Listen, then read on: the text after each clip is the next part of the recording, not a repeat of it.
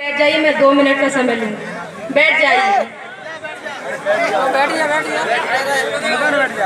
बोल हरिगिर महाराज की, बोल पतवारी मैया की। मेरे बहनों एवं भाइयों, मैं करिश्मा गुर्जर पतवारी भक्त मंडल एवं सभी भक्तों की ओर से हमारे गुरु श्री हरिगिर महाराज के चरण कमलों में श्रद्धा सुमन अर्पित करते हुए सभी संत समाज को नमन करती हूँ। पतवारी मैया के पावन धाम पर पधारे हुए मेरे दिल की धड़कन जनता जनार्दन, मैं आप सभी का हार्दिक अभिनंदन करती हूँ। बंधुओं, इस दुनिया में 5 प्राकृतिक संपदाएं हैं जिन्हें भगवान कहते हैं। भा से भूमि, गा से गगन, वा से वायु, आ से अग्नि और ना से नीर, जिन पर सभी जीव प्राणियों का समान अधिकार है। अगर कोई किसी का अधिकार छीनता है तो उसको न्याय दिलाना, अर्थव्यवस्था बनाना मानव का मूल कर्तव्य है। आत्मज्ञान के द्वारा निज स्वरूप को पहचान कर सच्चाई को धारण करके निस्वार्थ जन सेवा करता हुआ मानव इस भाव बंधन से छूटकर मोक्ष को प्राप्त हो जाता है। इसीलिए तो 84 लाख योनियों में मानव योनि सर्वश्रेष्ठ है। भगवान श्री कृष्ण ने गीता में कहा है कि हे अर्जुन, मानव देह धारण करने के बाद जिसको ज्ञान हो गया वो तो जीवित है, बाकी सब मुर्दे पड़े हुए हैं। क्योंकि मनुष्य विचारों से बड़ा होता है, कर्मों से बड़ा होता है, धन दौलत से नहीं। अगर धन दौलत से बड़ा होता तो आज मंदिरों में पूंजीपतियों की पूजा होती, देवी देवताओं की नहीं। लेकिन आज इस घोर कलयुग में दारू और दहेज जैसे राक्षसों के चंगुल में फंसकर मानव ने दानव का रूप धारण कर लिया है।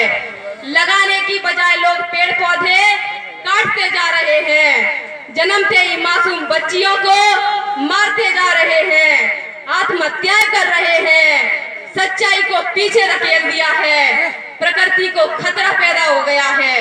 और प्रकृति की रक्षा करना हमारा धर्म है, हमारा कर्तव्य है, क्योंकि हम सूर्यवंशी हैं, भारत माता की संतान हैं। इसीलिए चरणामृत मैया की धार में श्री हरिगिर महाराज के रूप में अवतार हुआ है, जिन्होंने इन अदृश्य राक्षसों को मारकर बच्चियों को बोलने का, जीने का, शिक्षा का और अपने पैरों पर खड़ा होने का अधिकार दिलाया है।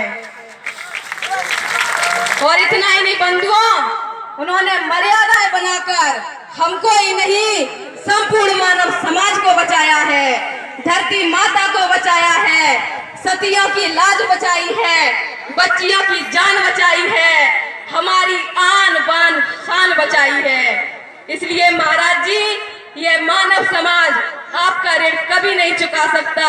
इसलिए हम उस पार ब्रह्म परमात्मा से प्रार्थना करते हैं कि हम रहे या ना रहे, लेकिन हमारे गुरु महाराज हमेशा अमर रहे, ताकि आने वाली पीढ़ियां उनकी छत्र छाया में सुरक्षित बनी रहे।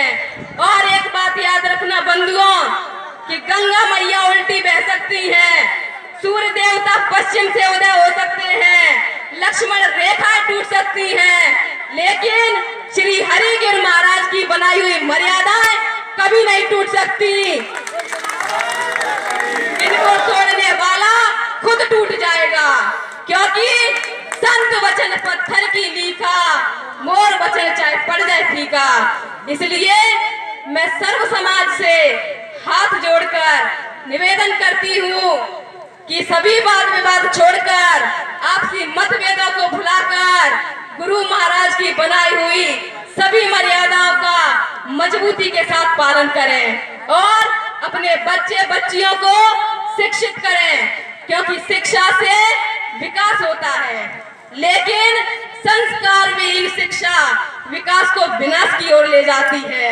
इसलिए शिक्षा के साथ साथ सदाचारी संस्कारों की भी सख्त जरूरत है, क्योंकि यह काल्पनिक जगत विचारों से बना है।